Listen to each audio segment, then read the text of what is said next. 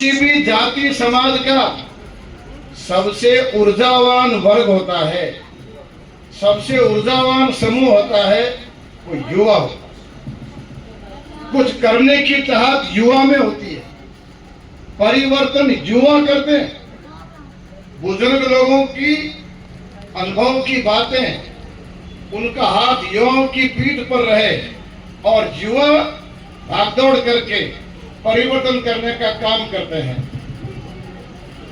किसी भी समाज में युवा ही परिवर्तन लाए। अपने देश में 1947 के पहले जो बहुत बड़ी क्रांति हुई थी, ठीक है, धरने प्रदर्शन भी हुए, अनशन भी हुए, बड़ी बड़ी रैलियां भाषण भी हुए, लेकिन भगत सिंह बोस जैसे भगत सिंह ने, सुभाष चंद्र बोस ने, चंद्रशेखर आजाद जैसे, खुदीराम बोस जैसे, इन्होंने जो अंग्रेजों को गोली का जवाब गोली से दिया, उससे डर करके आखिर अंग्रेज ने इस देश को छोड़ने का फैसला किया। ये आजादी युवाओं के कर्तव्य और पुरुषार्थ के कारण से मिली है। और इसलिए मैं कहता हूं, किसी भी समाज का युवा वही परिवर्तन लाता है, वही ऊर्जावान होता है। आज हम अच्छी बड़ी संख्या में युवा बैठे हैं और हम भाग्यशाली है कि हमारा जन्म ऐसे समय में हुआ है।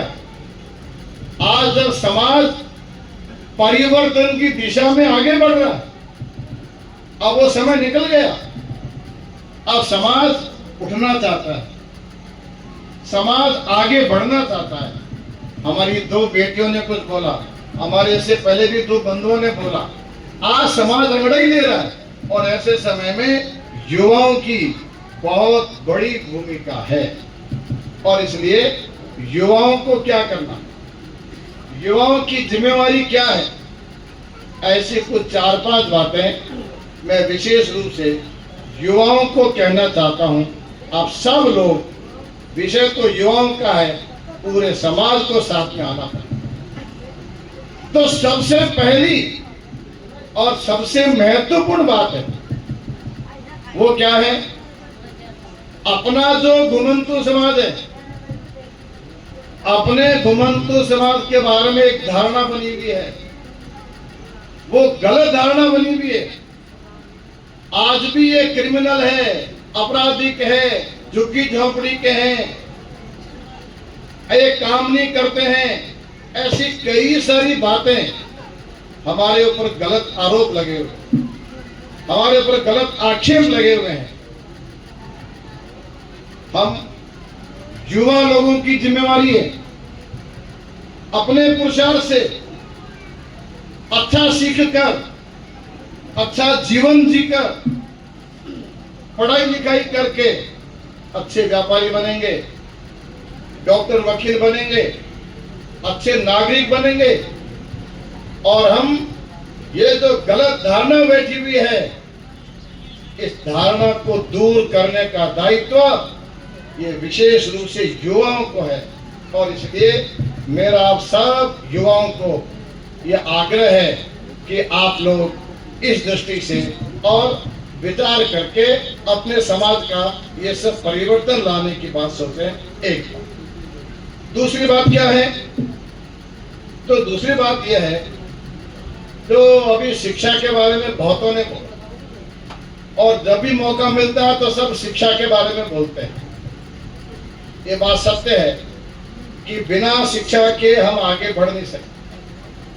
और अब तो हमारे जो बुजुर्ग माताएं बैठी है, ये भी बच्चों को पढ़ाना चाहती है, सब जो बड़े बैठे बच्चों को पढ़ाना चाहते हैं। अब तो बच्चे भी पढ़ना चाहते हैं। अभी कुछ मांग की थी, हमारे समाज के लिए हॉस्टल नहीं है, हमारे समाज के लिए ऐसा नहीं है। ये बात सत्य है कि एक एक समाज, जाति समाज का छात्रावास बनेगा, बच्चे पढ़ेंगे, आगे बढ़ेंगे। उसके लिए भी हम आगे कोशिश करेंगे, उसके लिए भी माननीय कलेक्टर साहब को प्रार्थना कर ही रहे हैं। लेकिन मैं एक बात कहता हूं, ध्यान रखना से बड़े लोग, ये जो घुमंतु जाति उत्थान न्यास है, इसमें राजस्थान में 18 छात्रावास शुरू कर रखे हैं। 18 छात्रावास, और 18 छात्रावास में से एक छात्रावास कोटा में भी है। हो सकता है आने वाले समय में झालावाड़, बारा में भी छात्रावास खुल जाए। लेकिन और दूसरी विशेषता क्या है, बच्चे घर से केवल 2 जोड़ी कपड़े लेकर के आते हैं। बाकी उनका रहना, नहाना धोना, भोजन नाश्ता, स्कूल की फीस, स्कूल की ड्रेस, कॉपी किताबें सब छात्रावास की ओर से होता है। ऐसे छात्रावास है 18, उसमें से एक कोटा में है। लेकिन मेरी आप लोगों से शिकायत है, मेरी आप लोगों से शिकायत है, आप अपने बच्चों को भेजते नहीं हो पढ़ने। छात्रावास में बहुत जगह, और इतनी अच्छी कोटा की सबसे प्रतिष्ठित स्कूल स्वामी विवेकानंद स्कूल, उसमें से बच्चे पढ़ने जाते हैं। हम उनकी फीस देते हैं और 2 महीने रह करके बालक को आप अपने घर ले जाते हो। इसका तो मन नहीं लग रहा है जी, इसको घर ले जाएंगे, और वो सारी फीस बेकार था। आप ऐसा मत करें, अपने बच्चों को पढ़ने के लिए भेजिए। वहां पर 50, 60, 70, 80 बच्चों की पढ़ने की व्यवस्था है। अभी मुश्किल से 35 बच्चे ही पढ़ते हैं। अगले वर्ष आप जिन जिन ने खड़े होकर के बोला है ना, मैं उन सब से कहना चाहता हूं, विशेष रूप से युवाओं को, अपने बच्चों को पढ़ने के लिए भेजिए और थोड़ा सा बाताओं, थोड़ा मोह कम करिए। बच्चों को आगे बढ़ाने के लिए थोड़ा अपने मन को पक्का कीजिए। हर 2 महीने में बालक घर नहीं आएगा, उस बालक को वहां उसका मन लगे, इसलिए पढ़ने के लिए भेजिए। तो मेरा पैसा खुद मत देना।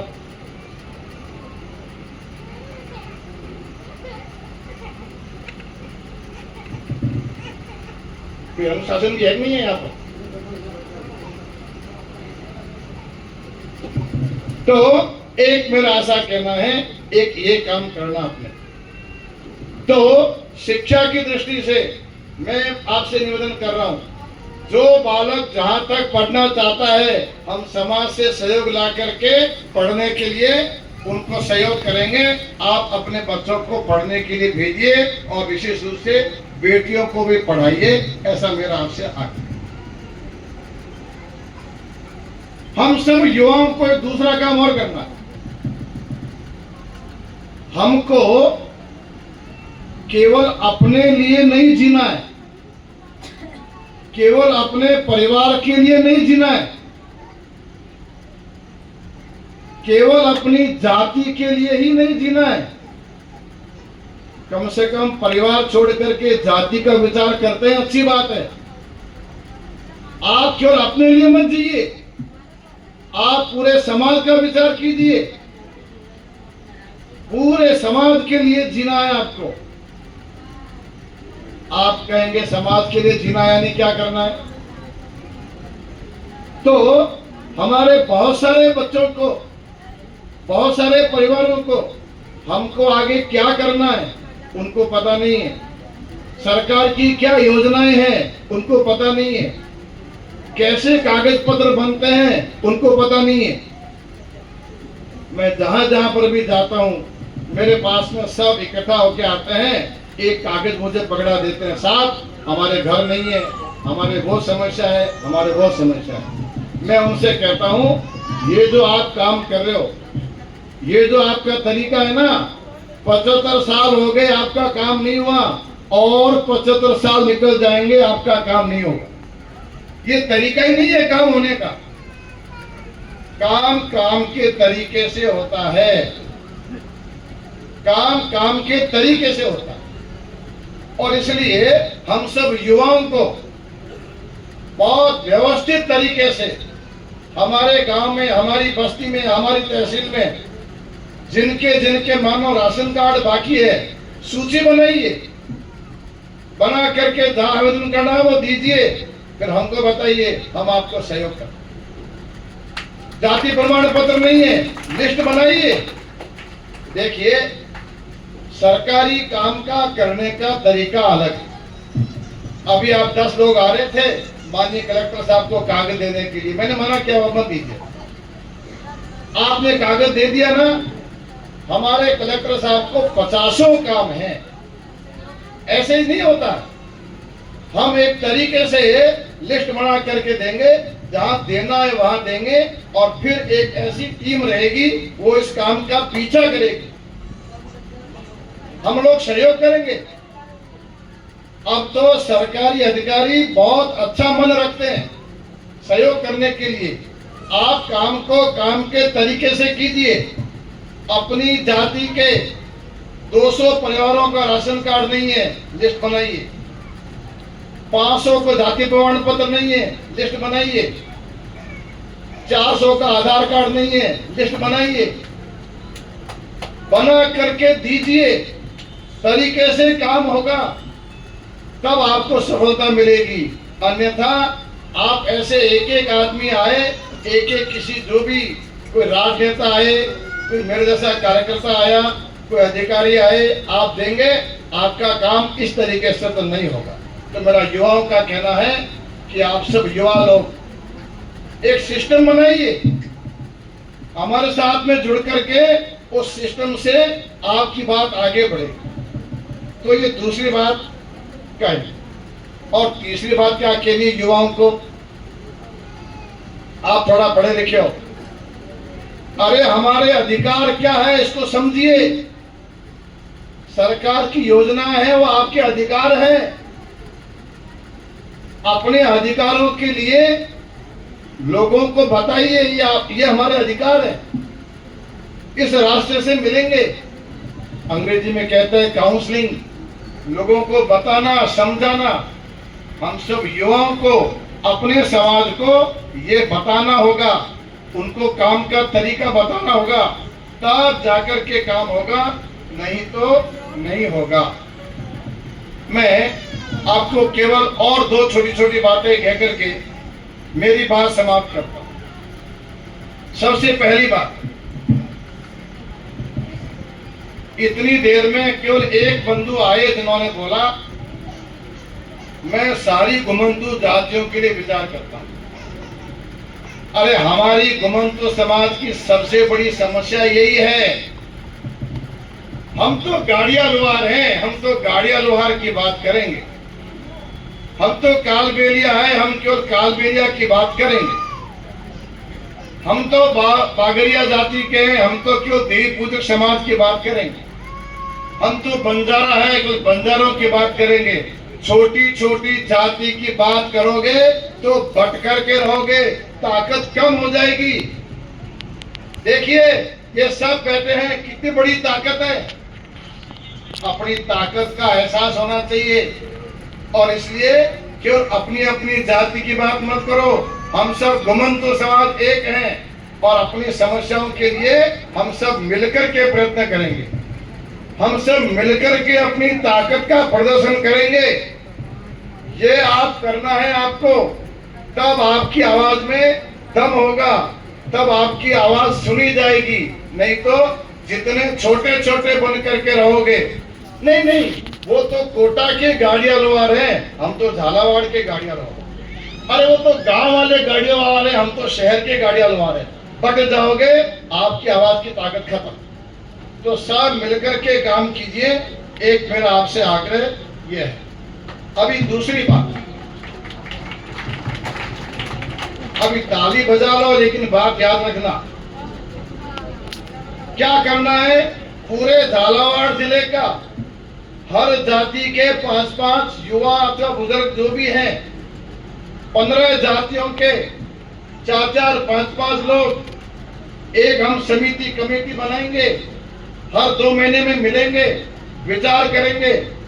आपके साथ में देखना पूरा समाज खड़ा होगा, आपकी बात का असर होगा। एक अभी दूसरा, अभी बहुत सारे लोगों ने कहा हम गांव में रहते हैं, हमारे सुविधाएं नहीं है, हमारे वो नहीं है, और आपके साथ में अन्याय होता है, मैं मानता हूं। क्योंकि घुमंतु समाज फुटपाथ पर रहता है, जंगलात की जमीन पर रहता है, वो पानी के निकास की, तालाब की चपेट की जमीन पर रहता है, वहां पर आपको कोई नहीं रहने देगा।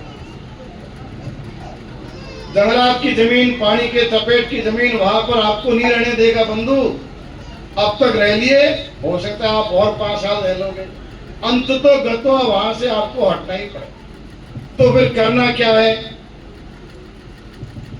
जमीन का आवेदन करने के लिए जो जो जरूरी कागजात है वो सब कागजात बनाओ।